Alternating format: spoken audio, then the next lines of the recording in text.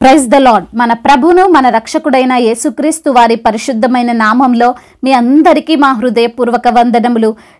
ఈరోజు దేవుని వాక్యము, యెహోవా ఎదుట మౌనముగా నుండి ఆగిన కొరకు కనిపెట్టుకొనుము. కీర్తనల గ్రంథము 37వ కీర్తన 7వ వచనము.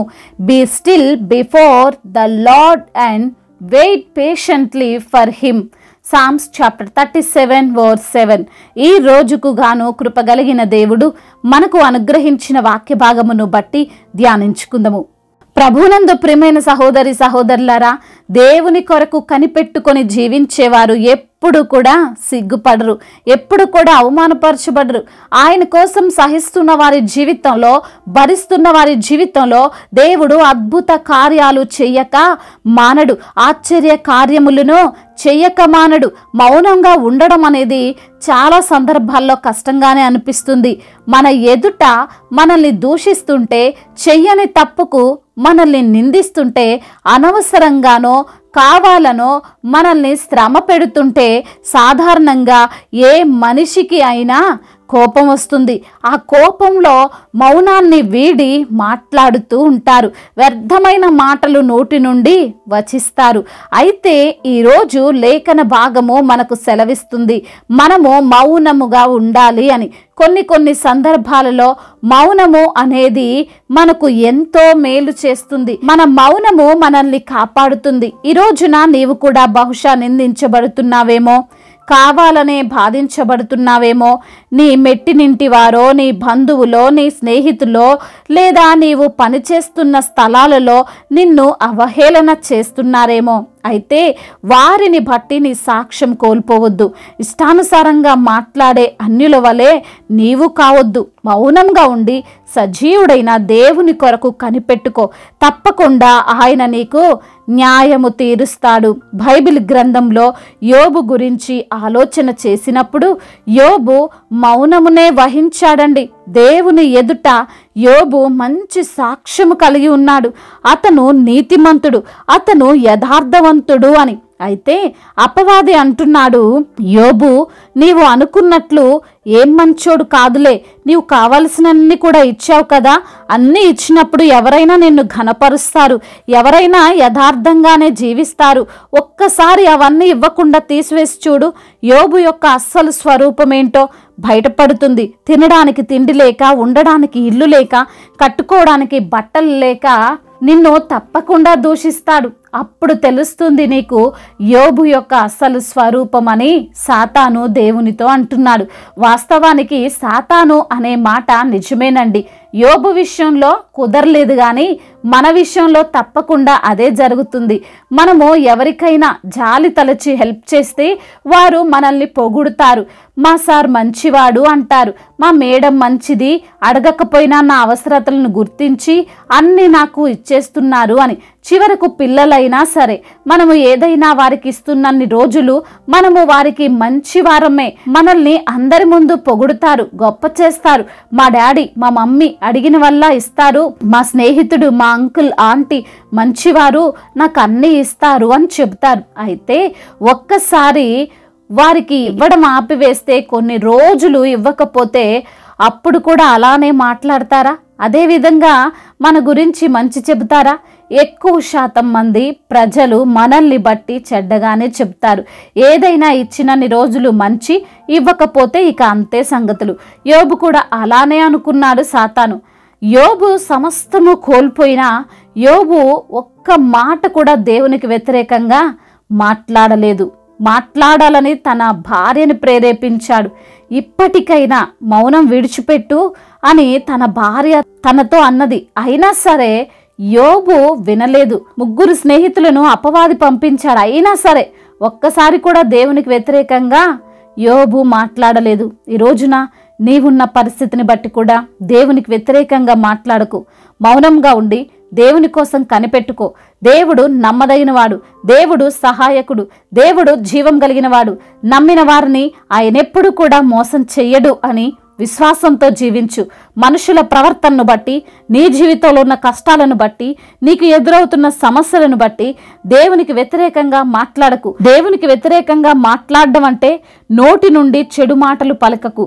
ఎంత భక్తిగా ఉంటున్నా, ఎంత ప్రార్థనలు చేస్తున్నా, ఏంటి నా జీవితం మారడం లేదు, నేను అనుకున్నది జరగడం లేదు అని డీలా పడిపోకు. దేవుని కోసం కనిపెట్టుకో.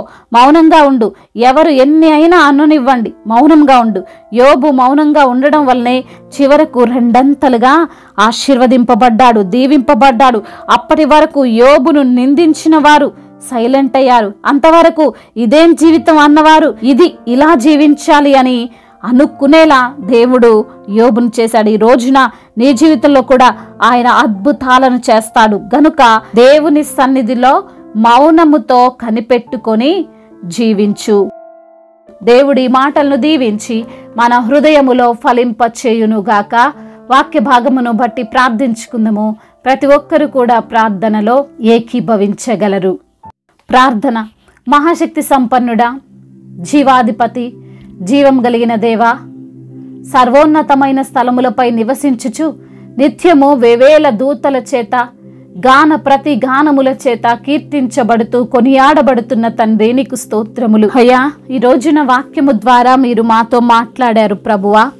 ఎన్ని సమస్యలు వచ్చినా, ఎన్ని ఆటంకాలు వచ్చినా, ఎన్ని పోరాటాలు మాకు ఎదురైనా అయ్యా, మిమ్మల్ని బట్టి తండ్రి మేము ధైర్యము తెచ్చుకొని అయా మౌనముగా ఉండి వాటిని సహించి వాటిని భరించే వారముగా మేము ఉన్నట్లయితే మా జీవితంలో గొప్ప కార్యాలు, అద్భుత కార్యాలు మీరు జరిగిస్తారని, యోబు జీవితంలో తండ్రి మౌనము వహించినప్పుడు రెండంతల మేలును, రెండంతల ఆశీర్వాదమును తాను చూశాడని ప్రభువా, ఈ రోజున తండ్రి వాక్యము ద్వారా సూటిగా తేటగా మాతో మాట్లాడి మమ్మల్ని ఎంతగానో ధైర్యపరిచారు, మాకు బలమును అనుగ్రహించారు. అందును బట్టి మీకు స్తోత్రములు. ఎందరైతే బిడ్డలు ఈ రోజున వాక్యమును విని ప్రార్థనలో ఏకీభవిస్తున్నారో ప్రతి బిడ్డ జీవితంలో గొప్ప కార్యాలను జరిగించండి అయ్యా. ఎందరైతే బిడ్డలు ఈ రోజున అనారోగ్య సమస్యల చేత బాధించబడుతున్నారో వారిని బట్టి ప్రార్థిస్తున్నాం. వారికి కలిగిన ఆ రోగమునంతటిని యేసు నామములో కొట్టివేయండి. వారు అనుభవిస్తున్న వ్యాధి బాధల నుండి విడుదల దయచేయండి.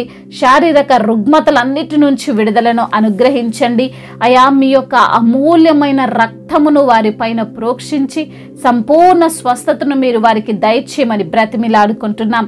ఆర్థిక సమస్యలను కొట్టివేయండి. రుణ భారాల నుండి విడుదల దయచేయండి. అప్పు తీసుకునే వారిగా కాదు కానీ అప్పు ఇచ్చే బిడ్డలుగా వారిని ఆశీర్వదించండి. తలగా ఉంచుతాను కానీ తోకగా ఉంచునన్న మీ వాగ్దానము వారి జీవితంలో మీరు నెరవేర్చండి.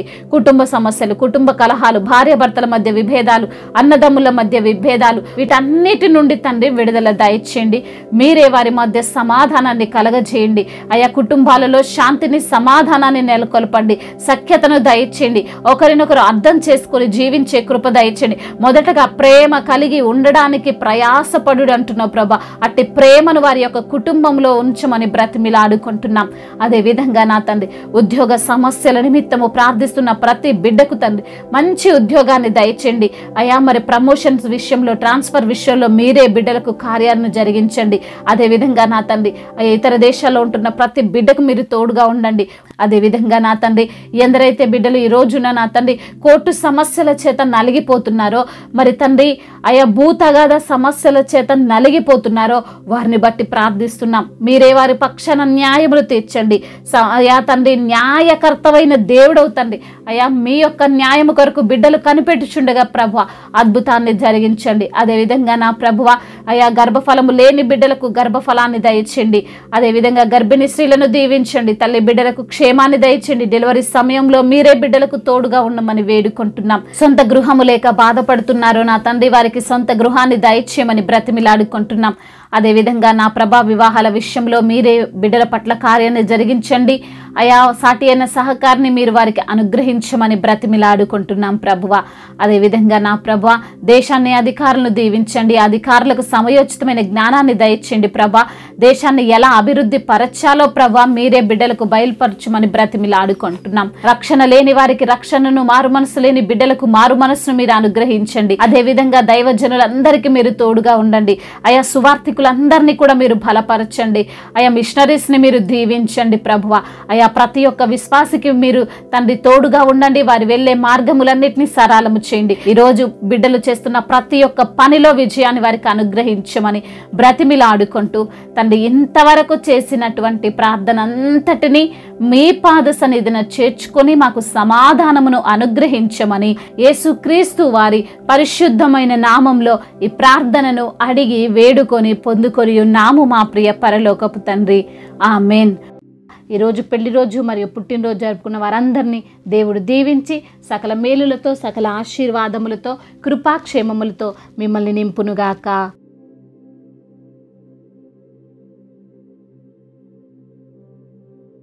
మొదటిసారిగా మన యొక్క ఆదరణ వాక్యం చూస్తున్నట్లయితే తప్పకుండా సబ్స్క్రైబ్ చేసుకోగలరు.